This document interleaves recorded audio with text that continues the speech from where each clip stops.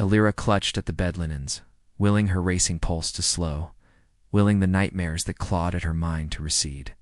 Dawn had not yet broken when she awoke, or perhaps it was already dusk, the darkness here knowing no measure of hours or days. Beside her, Avelric slept, his face as impassive and unreadable as the weathered stone that made up so much of Greymarrow Hall. It had been 5 days since they'd been confined within this chamber, 5 days since she'd last seen. Sunlight breathed, fresh air, heard the songs of birds, or the murmur of the stream that ran through the village below the hill. Here, the only sounds were the drip of water from unseen cracks in the stone, and the scratching, always the scratching, which seemed to come from every direction and yet nowhere. If anyone had entered, if any living soul had dared to breach this tomb-like chamber, they would have known the worst. For here the very air grew colder, the shadows deeper, and the silence more profound, a silence that pressed against the ears and stole the breath from the lungs. She rose and crossed the chamber to the single window set high in the wall, its panes long gone, leaving only empty sockets where light might have streamed through. Rain lashed against the stone, drumming a somber tattoo that echoed her pounding heart. Below, the trees swayed in the wind, gnarled branches clawing at the darkening sky. Was it spring, or was it fall? Had the world outside moved on to summer's warmth, to autumn's gold, or had it been locked in this timeless winter along with her? Turning from the window, she saw a flicker of movement in the corner of the room. Her breath caught in her throat, for there sat Avelric, his eyes fixed on the ground, his head bowed as though in prayer. But he wasn't kneeling. He was sitting cross-legged on the floor, his form outlined in the faint glow emanating from the walls themselves, a phosphorescent bloom that pulsed with a sickly light. Slowly he raised his head, and she saw his face was drained of color, his eyes wide and staring. "You are seeing it too," he rasped, his voice hoarse from disuse. "The scratching," Elira whispered, her gaze darting about the room, seeking the source of the sound. Avelric nodded, and for a moment they were bound together in a shared fear, added against the unseen presence that stalked their prison. As the days stretched on, the scratching grew louder, more insistent, taking on a rhythm that was maddening in its regularity.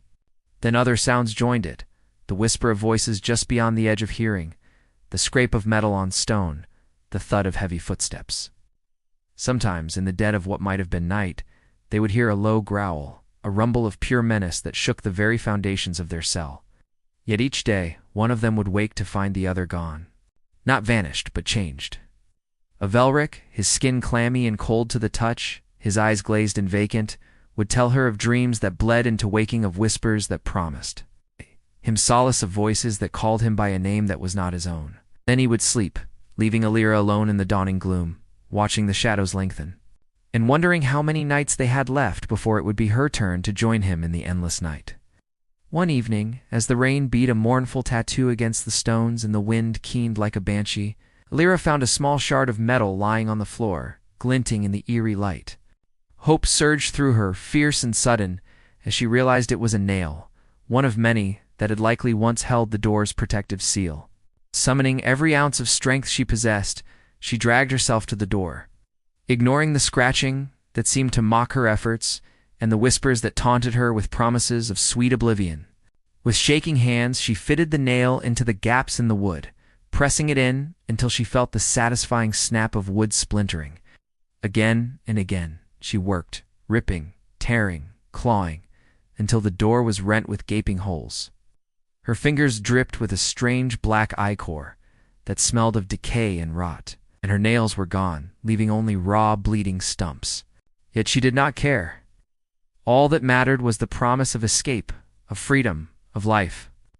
With a last Herculean effort, she wrenched the door from its hinges and stumbled out into the night. The wind snatching her breath away, and the rain washing the grime and despair from her skin. Avelric was waiting for her, his eyes filled with an ancient, terrible knowledge. "It's no use, Elira," he said, his voice a hollow echo. "There is nowhere left to run. Now we are all the Greymarrows, and the Greymarrows are ours forever." He reached out, his touch freezing her like winter's first frost, and she knew that whatever horrors had claimed her had claimed them both. "So they're trapped in a room, right? And the room is like alive or something? And every night these creatures come and they scratch and tap and whisper to each other and they bring them food. And on the 7th night they're going to do something. I don't know what. Whatever it is, apparently it's not good because she says, I never want to see that candle again. What is that? Why is it so bad? I have so many questions. It's like, why does the candle keep coming back? Why does it only go out on the 6th night? Why does it signify something? I need answers. But also, like, how long has she been in this room? Because she's losing track of time. She doesn't know what day it is. Does Avelric know what day it is? Is that why he's acting so weird? You know, I don't know. I have so many questions. So many questions. By the 2nd day, Elira began to notice the walls. They seemed closer, as though the stones themselves had shifted in the night. She could feel the cold pressing in, a dampness that clung to her skin.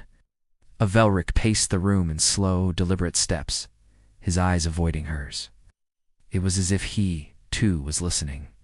To the same sound she had heard before, that faint scratching moving now from one wall to another. There was food placed quietly in the dead of night. She never saw who brought it. One evening the table was empty. By morning, a pewter plate of bread and cheese sat there, the candle relit, the wax fresh and smooth. The thought chilled her more than hunger. Someone had been here, watching them as they slept. Elira tried to speak of it, but Avelric silenced her with a glance. Do not ask, he said, his voice low. We are not meant to know. That night a new sound joined the scratching, a whisper. It was too soft to understand, but it carried a rhythm, like words repeated in an endless cycle. Elira pressed her ear to the wall, and though she could not decipher the language, she felt the meaning in her bones. Stay inside, stay inside, stay inside. The days bled into one another. There was no sun. No measure of time save the candle that would burn low and, inexplicably, be replaced when she awoke. Sometimes she thought she saw movement in the corners, shapes just beyond the reach of the flame. Her breath would catch, her heart would seize. Yet each time she turned, the space was empty. By the 4th day, the air had changed. It was heavier now, as though the room had been sealed for centuries. Elira's dreams grew fevered. She dreamed of corridors lined with faceless figures of a great black tree growing in the center of a banquet hall. Its branches hung with bodies swaying like bells in a wind she could not feel. She began to sense a change in Avelric. His voice grew distant, his gaze unfocused, as if he were listening to something far away. He spoke less, and when he did, it was in a language she did not recognize. Once, she awoke to find him standing at the wall, his hands pressed flat against the stone, his mouth moving silently. What are you doing? She asked, her voice trembling. He turned to her slowly. They are telling me the truth, he whispered. Elira wanted to ask who they were, but the weight in his stare silenced her. That night, she slept facing the candle, afraid of what she might see if she turned toward him. The scratching had grown louder, more insistent. Sometimes it came from the floor, sometimes from the ceiling. She began to imagine that something was trying to get in, or, perhaps, something inside was trying to get out. On the 6th night, she awoke to find the candle extinguished. The darkness was absolute, suffocating. Oh! She could hear Avelric's breathing somewhere in the black, and beneath it, Oh! a slow, deliberate tapping. It was coming from behind her, from the wall where she had first heard the scratching. Then came a voice, not a whisper this time, but clear, low, and terribly close. Tomorrow, it said. The word clung to her mind, heavy and cold, and she lay frozen until the first sliver of candlelight returned. Though she never saw who brought it, she knew then that the 7th day would not be the end. It would be the beginning. If you enjoyed this story, please give it a thumbs up. Also, check out these other stories. I think you'll really like them. And if you haven't already, subscribe to the channel and follow us on social media. We'll link to all of that down below. Thanks for watching. Thanks for watching. It was the 7th day when Elira awoke. When she stirred, the air felt different. Thicker, as though the room itself were holding its breath. The candle still burned, but its flame was unnaturally tall and motionless. Its light was cold, and its waxen surface held no flicker of the draft that shifted the hanging chains. Outside, shadows stretched and yawned, reaching fingers that seemed to slow to follow her movements. Somewhere beyond the walls, A faint chime rang. Go. She could not tell if it was the toll of a distant bell or the sound of metal striking stone in some hidden corridor. Avelric sat at the edge of the bed, his posture rigid, his gaze fixed upon the door. His face was pale, almost the color of the walls, and his lips moved silently as though reciting a prayer, or perhaps an incantation. "It is today," he said at last, without turning. Elira's throat tightened. She remembered the voice from the night before, the single word spoken in the darkness. Tomorrow. And now tomorrow had come. The food had not arrived. The candle, though it seemed unspent, offered no comfort.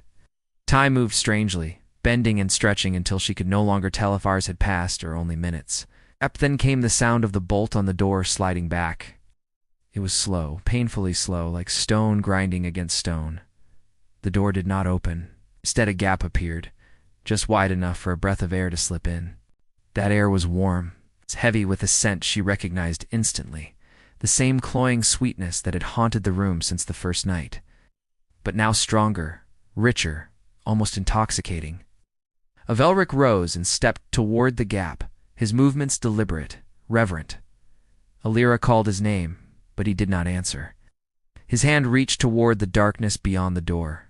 Before he could touch it, the gap closed with a soft but final sound, the bolt sliding back into place.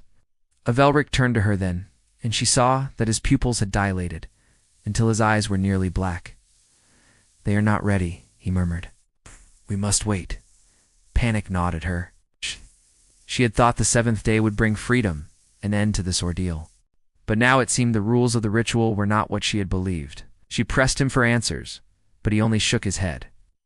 As the hours or days passed, the room grew colder again, and the scratching returned. But this time it came from inside the walls, surrounding them, circling like a predator testing the limits of its cage. In her dreams, the black tree appeared again, but now it bore fruit. Pale, swollen shapes that pulsed faintly, as if filled with breath. The faceless figures gathered beneath it, their hands outstretched, whispering her name. She awoke to find Avelric standing over her, his hand hovering just above her face. His expression was unreadable, but his lips curved into the faintest shadow of a smile. "They want you to see it," he said. And then, without warning, the candle went out. The darkness was alive, moving, folding in upon itself until it pressed against her skin. She could feel it breathing. Somewhere, impossibly close, came the sound of the bolt being drawn once more.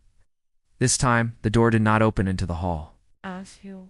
It opened into something else. A wind like the breath of a tomb washed over her, carrying the scent of damp earth and old iron. Beyond the threshold lay not stone, but an open expanse of black soil under a sky with no stars. Avelric stepped through first, without hesitation. He did not look back. "Elira," the voices called, now countless woven together into a single beckoning chorus. And though every part of her screamed to stay, her feet began to move. A shiver ran through Elira, though she stood in the warmth of the hearthroom surrounded by crackling logs and chattering company. She could not shake the feeling that something was wrong, terribly wrong. It had started as a whisper in the night, a dream of endless black soil and a tree laden with pale, pulsing fruit. Then the feeling had followed her, growing steadily, wrapping icy fingers around her heart. The faces of her ladies-in-waiting swam before her, their smiles strained and bright, their eyes holding unspoken questions, but she could not answer them. Not even the familiar presence of her betrothed, Avelric, could ease the unease coiling in her gut. When he took her hand, she flinched, as though he had burned her. Startled, he drew back, concern creasing his brow. "What troubles you, love?" His gaze, so steady, so sure, sent a fresh wave of dizziness through her. Was it the flickering firelight, or did his eyes burn with an unnatural light? She shook her head, unable to meet his gaze. "I dreamt of home," she whispered, knowing that was not true. She had dreamt of the tree, of the endless black soil, and the faces and the fruit. Home was where those things were not. Yet she longed for it now, for whatever lay beneath the endless black soil, for the tree that had claimed her in her sleep. What was happening to her? Why did the thought of the tree fill her with such longing and dread? "You are troubled, Elira," Avelric said, his voice grave. "Troubled enough to call off the wedding?" She looked up at him then, into the depths of his eyes. There was something there, Something that had always been there, she realized. Something she had always known but refused to see. Madness. It was as plain as day, as clear as the stars. How could she have been so blind? The truth struck her with the force of a physical blow, knocking the breath from her lungs, sending her sprawling to her knees. Avelric was mad. He had been mad all along. It explained his strange absences, his hollowed eyes, the manic gleam in his smile.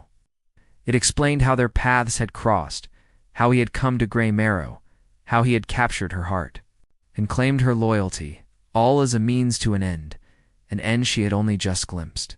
This was not love. Their bond was not a mating of equals. This was sacrifice. She had been chosen to feed the tree, but she wasn't the only one. The faces in her dream, the portraits on the walls, the endless black soil. It was all a horrifyingly clear tableau now, a picture of devotion, death, and damnation. The pieces clicked into place. The whisper she had heard, the touch that had brushed her neck, the smell of the tree. It was all part of a ritual as old as time, a pact made and kept, between the people of Greymarrow and the thing that slept beneath the earth. But why? Why had she been brought here? Why had he sought her out, claimed her, loved her? With a sudden terrible clarity, Elira understood. Avelric had loved her because she was not from here. She was from somewhere else, somewhere the tree needed her to be. She was bait. She had been brought here to serve the same purpose as the others, to feed the thing that slumbered beneath the soil, to nourish the tree that poisoned the land, to sat the endless hunger of the root of their blood. Now she understood the whispers, the touch, the scent, the faces in the fruit, the faces in the portraits. They had all been reaching for her, calling to her, preparing her. It had never been a marriage he had wanted. It had been a transaction. And when the full moon arose, casting long, distorted shadows across the courtyard, he would bring her to the tree and offer her up.